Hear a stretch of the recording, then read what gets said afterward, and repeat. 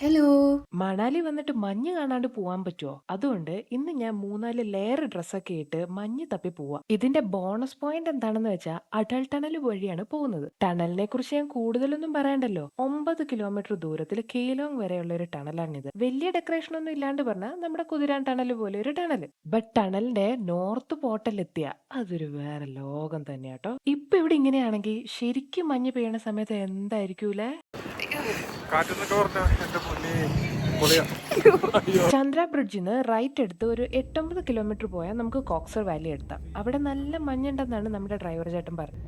പിന്നെ പോരണ വഴി ഞങ്ങൾ അവിടെ മഞ്ഞത്തിടാൻ പറ്റിയ വാട്ടർ പ്രൂഫ് വിൻഡർ വെയേഴ്സ് ഒക്കെ റെന്റിന് എടുത്തിട്ടുണ്ടായിരുന്നു. ഒരു 250 to 300 rupees ആയി, ഇൻക്ലൂഡിങ് ഷൂസിന്. വൂളൻ സോക്സ് ഒരെണ്ണം ഒരു സെറ്റ് വാങ്ങിച്ചു. അത് 100 rupees പെർ പെയർ.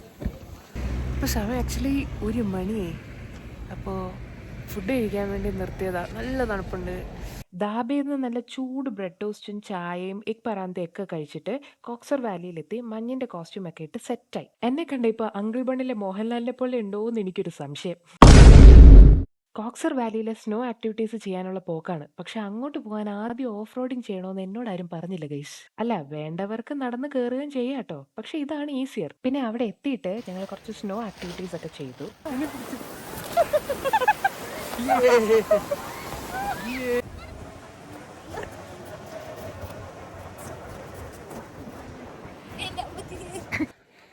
ഇത്രേ കേറി മുകളിൽ വന്നു. പക്ഷെ താഴോട്ട് എളുപ്പമുണ്ടോ?